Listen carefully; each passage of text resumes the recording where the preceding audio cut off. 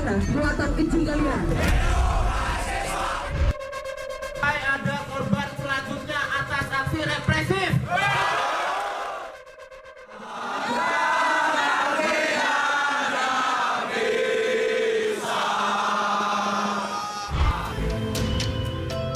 Penembakan yang dilakukan terduga pelanggar tidak terkait dengan pembubaran tawuran yang sebelumnya terjadi. Pelaku penembakan ini harus bertanggung jawab. Sepenuhnya saya siap bertanggung jawab, saya siap dievaluasi, ataupun apapun bahasanya. Fenomena partai coklat, fenomena bagaimana Jokowi terus digerakkan oleh ambisi-ambisi kekuasaan demi kepentingan keluarga dan pribadi. Pilgub Jawa Tengah ini Pak, ada pengerahan dari kepolisian, aparat gitu. Ini bagaimana tanggapan Bapak? Disebut Bapak yang membelakangi Pak. Dibuktikan saja, jangan hanya tuduhan-tuduhan, karena kan ada dilaporkan saja ke Bawaslu, kan ada mekanismenya, atau dibawa ke MK.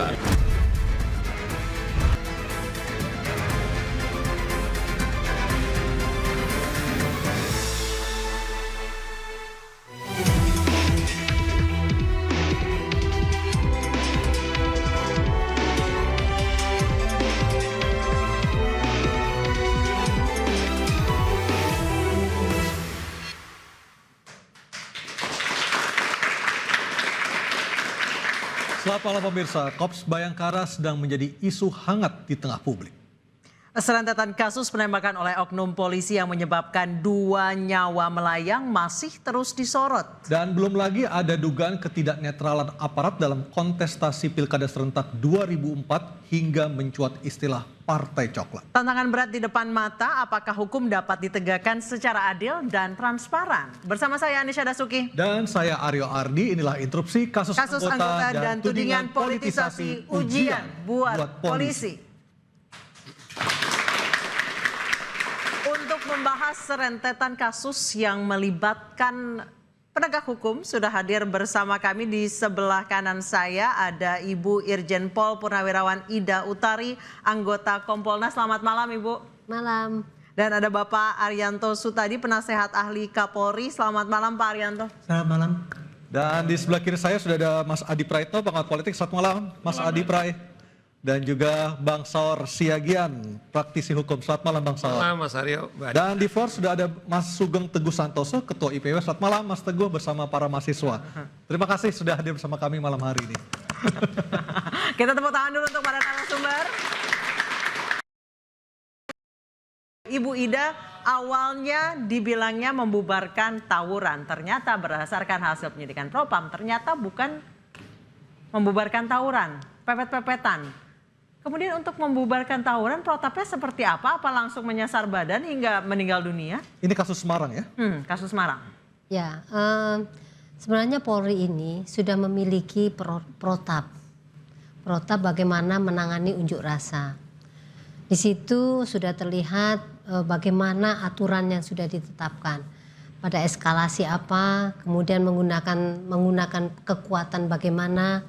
Dan juga diatur di dalam Protap 01 2009, itu sudah diatur di dalamnya. Penggunaan kekuatan 1, 2, 3, 4, 5, 6. Nah 1, 2, 3 boleh dijabarkan nggak sih Bu? Ya, 1 misalnya apa? Ya, 1 itu menggunakan suara dulu. Oke, imbauan, sampaikan. Kemudian kedua naik eskalasinya mulai. Nah, saya tidak terlalu fix dengan yang lainnya. Untuk penggunaan senjata api itu pasti ada urutannya juga. Betul, ada urutannya. Untuk pembubaran. Bener. Itu apa saja Bu? Jadi urutannya adalah ketentuan anggota Polri itu kalau dia menggunakan kekuatan berupa senjata api itu sudah masuk di level 6. Artinya bahwa pada kondisi itu sudah mengancam jiwanya anggota Polri itu atau mengancam jiwa. Kalau Ibu lihat dari masyarakat. CCTV yang beredar, itu sama sekali tidak terancam dong berarti jiwanya polisi pelaku itu. Jadi begini, kondisinya di sana itu memang tidak sedang adanya tawuran kan pada saat di sudah jarak agak karena jauh. memang berbeda tempatnya. Jadi memang begini, penggunaan kekuatan itu disesuaikan atau sesuai dengan persepsi masing-masing anggota. Yang dilihat anggota saat itu apa sebenarnya? Kalau umpamanya dia pas dipersepsikan, oh ternyata itu ada sedang mengejar begal umpamanya seperti di pikirannya dia, kemudian melakukan tembakan. Atau itu adalah masing-masing orang atau anggota itu menentukan bagaimana dia menentukan kondisi saat itu sehingga dia mencabut senjata. Artinya ada diskresi di situ di lapangan ya? Tergantung keputusan dari anggota melihat situasi di lapangan seperti apa? Ya, kalau diskresi ya memang semua tindakan kepolisian itu adalah berdasarkan penilaian anggota itu akan tepat atau tidak tepat. Itu tergantung dari kemampuan dia menilai, kemudian pengalaman dia menilai, pengetahuan dia menilai sesuatu yang terjadi di lapangan. Kalau dia tidak terbiasa menilai sesuatu kejadian di lapangan itu, maka ya pasti akan ada miss-nya. Saya ke Bang Saur, ini arogansi atau kesalahan penilaian semata? Sampai nyawa sangat kuat, sangat anak hilang. arogan ya. Karena bayangkan secara kalau kita ikuti jelas apa yang diberikan penjelasan oleh Kapoltabes berbeda dengan Propam. Yang kita sangat miris,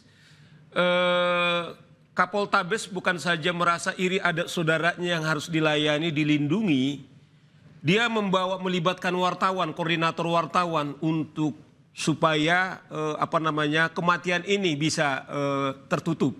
Nah, oleh karena itu saya kira menurut saya Kapoltabes ini saya kira nggak layak jadi pemimpin. Bayangkan saya apresiasi Pangdam Bukit Barisan Mas waktu terjadi penyerangan di Medan. Dari Serdang ya? Dari Serdang.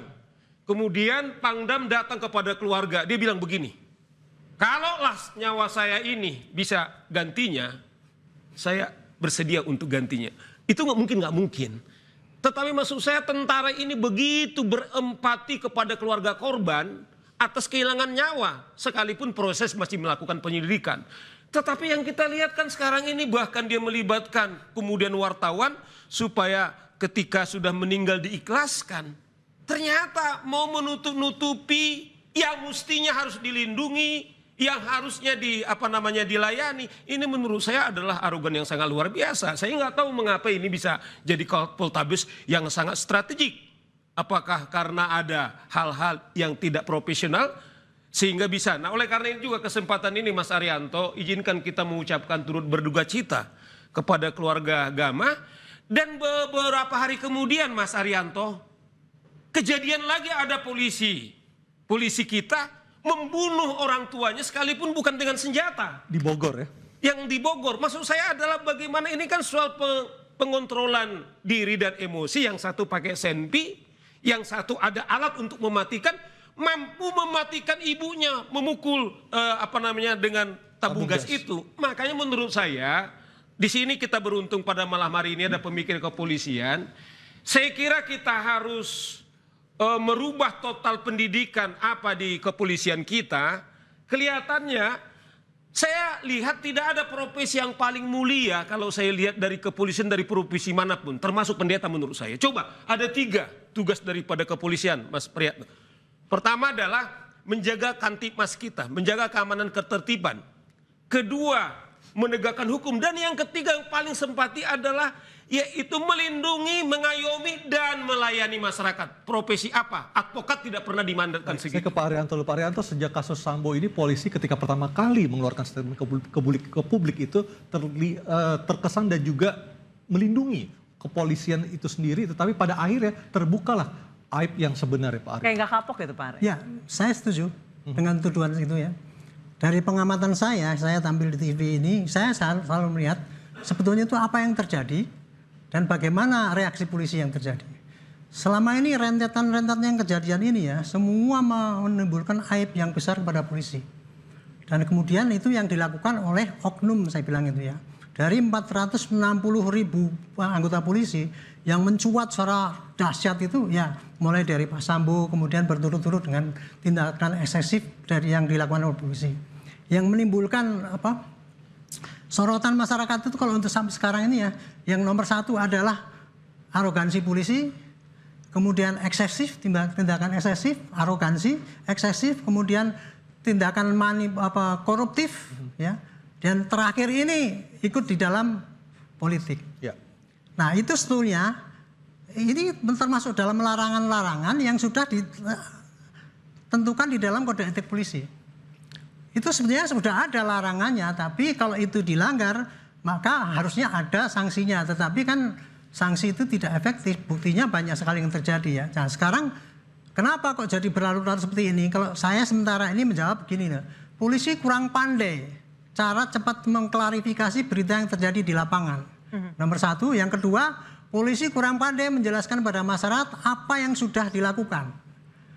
Polisi sudah banyak Pak Saur mengerjakan banyak, tetapi ya itu tadi karena orang banyak dan kemudian yang harus dikelola banyak sehingga tidak sempat memperbaiki semuanya gitu.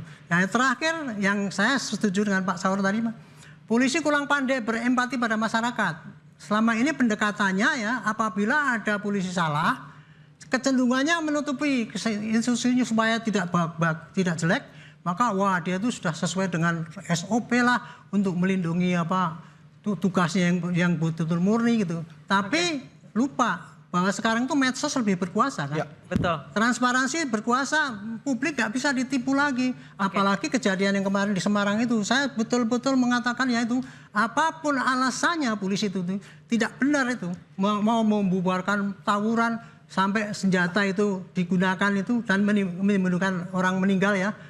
Alih-alih minta maaf kepada masyarakat malah mengekspos bahwa itu adalah termasuk salah besar. Malah berbohong ya. Pak Arianto tadi Anda sempat menyebutkan soal keterlibatan polisi di politik. Saat ini mencuat istilah parcok, bukan param kocok tapi partai coklat. Apa itu partai coklat? Kita akan membahasnya usai jeda, tetap di Interupsi.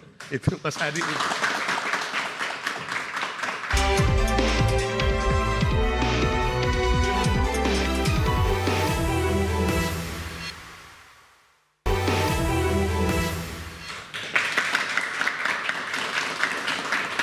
Saya langsung ke Mas Adi Pray. Mas Adi Pray, banyak orang yang menganggap polisi ikut cawe-cawe di pilkada.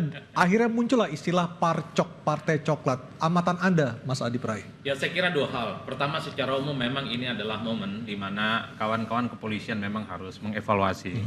Karena begitu banyak persoalan-persoalan yang saya kira terjadi, yang tadi sudah diungkapkan. Kasus di Bogor, kemudian ada di Semarang, polisi tembak polisi. Ada Solok Selatan. Betul, kemudian ada suaminya yang dibakar dan seterusnya. Ini kan menjadi event sebenarnya bahwa apapun yang terjadi hari ini, pembenahan internal di kawan-kawan kepolisian menjadi penting ya. Supaya kita tidak lagi menyaksikan hal-hal yang sifatnya negatif. Karena ini kan seakan-akan mempertebal bahwa kalau kita bicara institusi negara secara umum, memang kepolisian itu kan persepsinya agak negatif. Dibandingkan dengan TNI misalnya, dibandingkan dengan Presiden. Dan bahkan institusi kepolisian itu kan hampir setara dengan DPR dan partai politik yang memang rata-rata persepsinya agak kurang baik. Ya. Nah yang kedua, ini tentu kan selama ini menjadi diskursus dan sudah menjadi rahasia umum bahwa misalnya ada aparatus kekuasaan yang digunakan oleh kelompok tertentu, kepentingan tertentu untuk memenangkan pertarungan politik. Bagi saya, tidak mungkin ada api itu tanpa ada asap.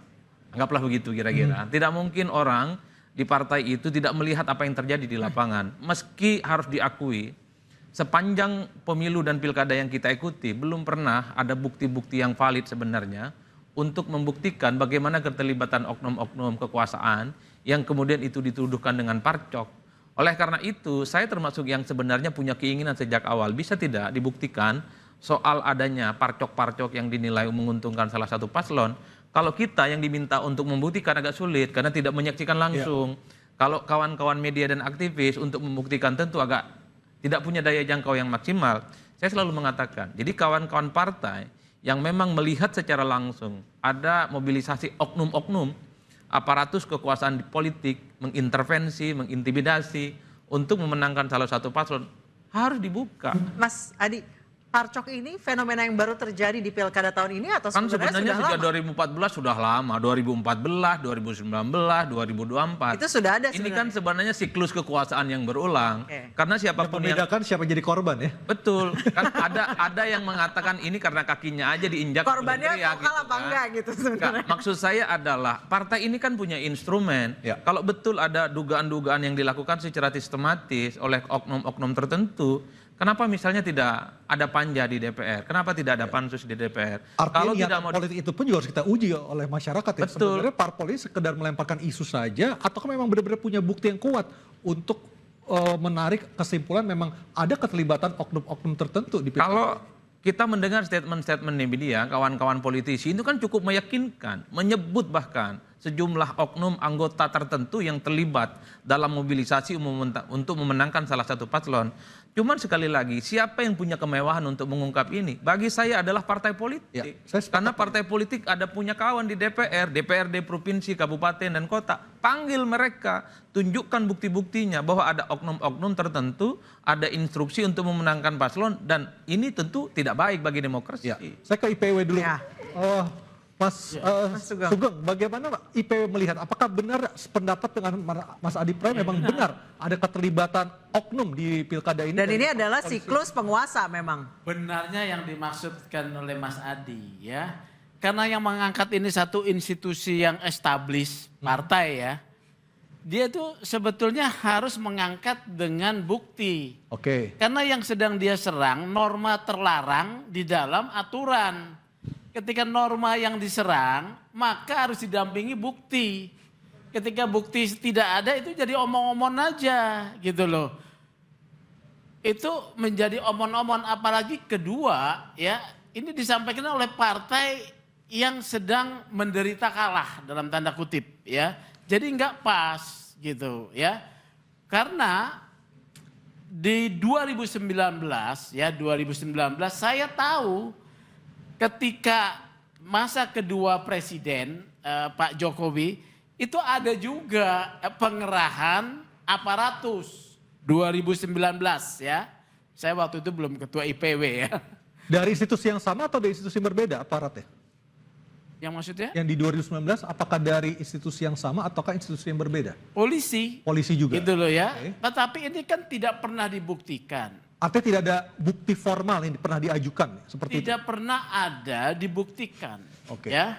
Karena kalau satu pelanggaran norma terlarang disampaikan ke ruang publik, dia akan dituntut penggunaan mekanisme prosedur ke Gakumdu, ke Bawas ya, atau nanti ke MK. Ketika nggak bisa dia sampaikan, ini tidak bisa menjadi satu fakta yang dinyatakan sebagai benar gitu. Karena kebenaran prosedural ya dengan kebenaran empirik berbeda nih. Kebenaran yang namanya kebenaran substansial berbeda. Kebenaran substansial yang kita rasa harus kemudian diformulasikan dalam kebenaran prosedural dengan bukti-bukti, dengan prosedur penggunaan prosedur. Kalau nggak bisa, kita nggak bisa ngomong itu. Mas Sugeng berarti tadi setuju dong seperti kata Mas Adi bahwa ini adalah siklus penguasa. Berarti yang berbicara ya buzzer, teriak buzzer gitu sebenarnya. Bisa jadi dan harus diingat potensi itu ada. Kenapa? Kalau kita dalam sistem ketatanegaraan kita. Polisi adalah aparatus dari presiden. Ya. Paham nih? Kalau polisi aparatus dari presiden, maka kalau presidennya kemudian menggerakkan, bagaimana? Coba saya tanya Bu Ida yang pernah jadi polisi, Pak Arianto juga pernah jadi polisi. Pernah ada pengerahan semacam itu? Iya. Kebetulan tugas saya sekarang ini kan di Kompolnas nih. Di Kompolnas itu tugasnya ngawasi polisi. Bukan institusinya tapi orang per orangnya ya, orang per orang. Ketika dulu bertugas Bu Ida? Ya karena waktu bertugas saya tidak pernah merasa dikerahkan gitu. Tapi begini, polisi ini adalah institusi yang sangat besar, yang terdistribusi itu sampai di polsek bahkan pospol. Mana institusi yang di Indonesia ini yang sebesar polisi? Tidak ada. Sampai ke bawah Bu ya? Sampai ke bawah. Dan itu sifatnya centralized. Jadi kalau umpamanya batannya ditempel begini ya semuanya sama gitu. Pak Arianto singkat saja, pernah menerima? Sering. Saya jadi polisi mulai tahun 71 masuk sampai sekarang. Oke, kita lanjutkan cerita Pak Arianto. Sejak itu polisi sudah dikerahkan untuk kampanye waktu itu Golkar. Oke, kita akan lanjutkan cerita Pak Arianto. Usai jeda berikut tetap bersama kami di Interupsi.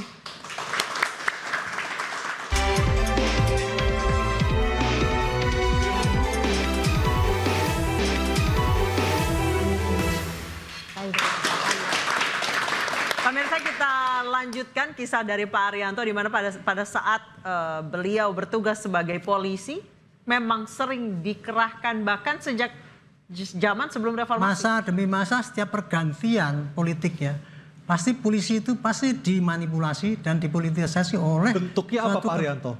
Itu tadi mengerahkan untuk mempengaruhi massa. Contohnya saja, saat tahun 71 itu kan ada pemilu ya. Saya Barada tugas pengaman di lapangan. Tugas di mana waktu itu Pak? Di Madura. Oke. Madura waktu itu kan mayoritas NU ya. Kita ke sana itu nanti ya kamu datangi satu persatu ke tempat itu, yakinkan bahwa dia besok milih Golkar. Kayak gitu Pak. Itu waktu itu yang berkuasa Golkar kan. Itu Bapak ketemu kepala desa ya? Rakyat Pak, satu persatu kita datangi. Jadi ditugaskan kampanye Pak?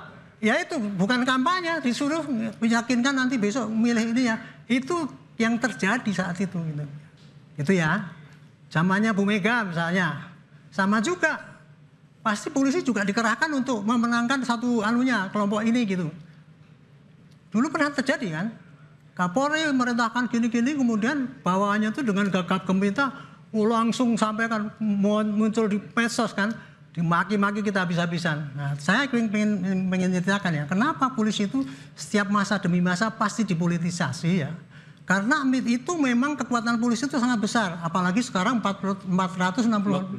Ya. Tapi adalah daya memaksanya itulah yang dia mempunyai fasilitas banyak, sehingga dia bisa sangat efektif untuk itu gitu. Apakah memaksa itu dengan cara menakut-nakuti untuk dijerat dengan hukuman? Bukan apa?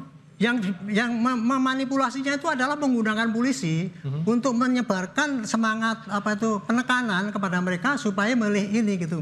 Entah dengan baik-baik atau dengan menakut-nakuti kan gitu kan.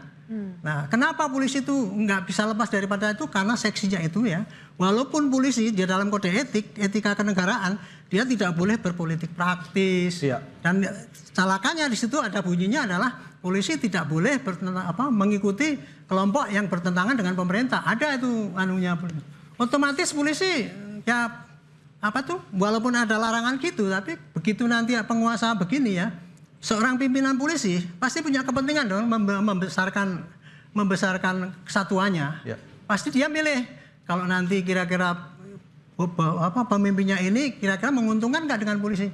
Nah, disitulah dia arahnya berpindah kan gitu. Apakah Bapak pernah diminta untuk mencoblos surat suara Pak?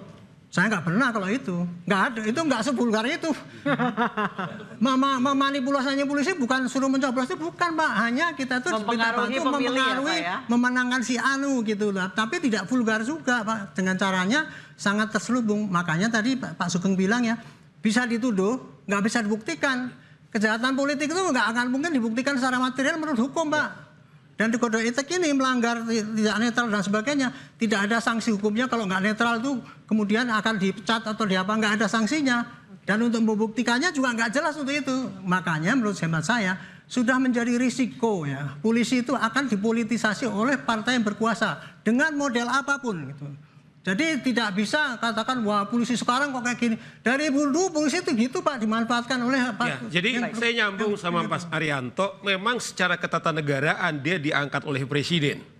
Dia memang adalah alat negara. Nah problemnya adalah presiden kita yang tidak punya visi kenegaraan karena dia mengangkat merasa dia berhak untuk memperlakukan kepada apapun kepada polisi. Padahal sekalipun dia mengangkat ada 3 tugas polisi yang suci tadi tetap adalah untuk melindungi Kamtibmas, penegakan hukum. Tidak ada dibilang untuk melayani presiden, nothing. Makanya kita ingatkan saudara Presiden Prabowo, kan dia bilang begini, banyak masukan-masukan kepada dia soal-soal kepolisian. Oleh karena itu kita harap seperti Pak Marianto bilang, siapapun presidennya dia harus sadar bahwa seorang Kapolri atau 460 polisi kami itu, polisi kita itu, tidak ada tujuannya untuk melayani presiden. Tetapi kecuali dia presiden yang tidak punya visi kenegaraan, hanya politik praktis. Nah, oleh karena itu kita berharap presiden sekarang kan sudah tegas itu dalam pidatonya. Yang sempat dipikir apakah ini ke tentara kita masukin. Saya kira bukan itu semangatnya. Maksudnya adalah supaya kita... Ini saya nyambung nih. Ini suaranya Bang Sauri nggak pakai mic, yuk kencangnya bermain ya. Jadi begini nih ya. Makanya saya mengusulkan ya, kalau nanti ada pengajuan Kapolri, jangan tunggal, ya, karena tunggal itu bagaikan anugerah buat anugerah dia. Bagi yang diangkat nih tunggal. Dia harus DPR RI minimal minta 3 orang supaya apa? Supaya beauty contest. Nah, itu tugas kami itu Pak. Nah, Kompolnas, Pak. Nah makanya Kompolnas sih saya sudah dengar Bu, mengajukannya 5 ya. Sudah Pak. Sudah. Tapi Presiden mengajukannya 1, ya. DPR RI yang harusnya menolak mengajukan 1. Kami sebagai user, ya masyarakat kan user, ya. Kami meminta supaya calon Kapolri yang diajukan 3, supaya kami bisa memilih yang terbaik, gitu. Jadi bola ada di DPR bukan di Presiden, seperti itu kan? Iya. Tapi sekaligus sebelum kepada Adi, tapi sekaligus juga polisi-polisi yang terpilih ini, dia juga adalah polisi negarawan. Dia adalah negara bukan untuk melayani presiden kita. Jadi harus seimbang, Bro Sugeng. Jadi dia juga harus visi kenegaraan. Dia tidak mengorbankan yang 460 yang tadi Pak Ribu yang Pak Anto bilang. Saya butuh polisi seperti beliau dalam melakukan pekerjaannya. Kalau aturannya begini, apapun resikonya, menurut saya itulah kemuliaan polisi. Bukan menjadi penghamba. Kalau saya begini Mas, makanya kami... saya itu sebenarnya selalu agak capek selalu bicara bahwa siapapun pemimpin di negara ini harus berkomitmen. Dia punya etika yang di atas segala-galanya. Jadi sekalipun punya kemewahan untuk mengakses kawan-kawan kepolisian sebagai instrumen kekuasaan politik, itu mestinya tidak digunakan. Dalam kondisi apapun secara politik, undang-undang sudah ada kok. Tak boleh melibatkan TNI, polisi, ASN dalam urusan-urusan politik. Yang ingin saya katakan adalah, saya khawatir hanya sebatas omon-omon. Jadi kalau tahun politik, kejepit, mau kalah, dipakailah instrumen-instrumen gini. Komitmennya cuma 1, politisi, ayo dong mulai. Jangan hanya speak up seakan-akan negarawan. Tapi pada akhirnya Anda juga kalau punya akses juga menggunakan hal yang sama. Jangan hanya berteriak kalau lagi kesusahan, kalau lagi kalah. Ini yang saya khawatirkan. Karena kita nggak mau terus-terusan ke depan siapapun yang jadi gubernur, bupati, wali kota dan presiden menangnya nggak karu-karuan, Bang. Itu yang saya nggak mau sebenarnya. Mas Adi tadi saya mengutip kalimat dari Sekjen PD Perjuangan yang menyebut bahwa Partai Coklat digunakan oleh Pak Jokowi untuk melanggengkan kekuasaannya yang padahal sudah selesai pada 20 Oktober. Tapi tadi kita membahas bahwa jangan sampai Presiden Prabowo menggunakan polisi sebagai salah satu instrumen politik. Jadi yang benar tuh Parcok ini dipakai siapa? Kita akan bahas usai jeda. Tetap bersama kami.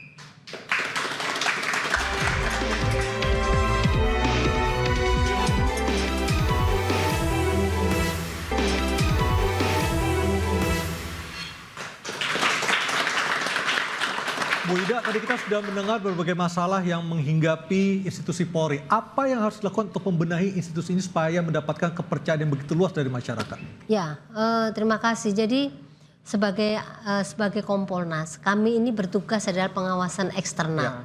Sekaligus kami ini memberikan saran masukan kepada Presiden untuk bagaimana Polri ini menjadi lebih profesional dan mandiri. Nah, dari beberapa permasalahan yang tadi kita diskusikan kayak tadi itu, ada benang merah yang harus yang ditarik. Salah satunya adalah leadership ya, leadership role model dari pimpinan. Karena bagaimanapun juga anggota ini akan melihat pimpinannya. Dan Pak Sigit, Pak Kapolri sudah pernah mengatakan. Ikan itu busuk dari kepalanya, kan seperti itu. Jadi memang peran leadership, satu yang pertama. Yang kedua adalah anggota-anggota yang di lapangan ini memang harus dibekali dengan 1, keterampilan, 2, dia safe nggak dia di lapangan itu. Pada saat dia keterampilannya tidak terpenuhi, dia akan seperti tadi itu, tidak bisa menilai situasinya. Akhirnya fatal ya. Seperti itu. Dan berikutnya adalah pada saat menangani unjuk rasa. Safe nggak dia menangani unjuk rasa itu? Kemudian salah satu lagi, pada saat menangani unjuk rasa, yang dikedepankan adalah anak-anak yang baru lulus kemarin itu. Oke, baik. Yang sesama SMA lulus seperti yang itu, masih darah muda ya? yang seperti itu, dan dia tidak punya pengalaman itu. Pak Rianto, apakah mungkin polisi terbebas dari politisasi penguasa? Saya kalau pengamatan saya tidak mungkin. Tidak mungkin? Tidak akan mungkin. Karena apa? Polisi itu mempunyai kekuatan besar untuk dimanfaatkan oleh politisasi. Dan setiap politisasi yang berkuasa pasti dia akan memanfaatkan kewenangannya itu untuk memanfaatkan apa yang ada itu. Jadi jangan harap polisi tidak dipolitisasi, walaupun di dalam itu sudah ada larangan keras kan gitu kan. Tetapi itu nggak bisa dipraktekkan lah saya kira. Hanya menurut hemat saya, polisi sekarang harusnya gitu ya, meskipun dia ditekan seperti itu ya, dia harus berpikir secara rasional lah. Kira-kira yang umum bagaimana seharusnya gitu. Walaupun itu sulit ya, tapi itulah kenyataan yang ada. Tapi saya hanya akan mengamati pada sekarang, kenapa polisi sekarang dinilai buruk sekali ya gitu ya.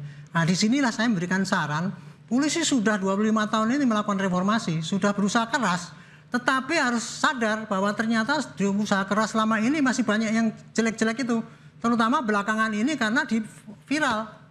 Nah makanya itu polisi harus, satu, bisa memberitahukan pada masyarakat apakah yang jelek itu memang betul-betul jelek dan jeleknya di mana. Dan kemudian polisi harus menunjukkan bahwa ini loh saya sudah berusaha maksimal mungkin untuk membersihkan, memperbaiki yang jelek-jelek itu. Kejelekan polisi yang dituduhkan selama ini tidak sama solusinya Pak. Contohnya misalkan kenapa polisi itu eksesif. Nah itu apa solusinya begini. Kenapa kok polisi salah tembak?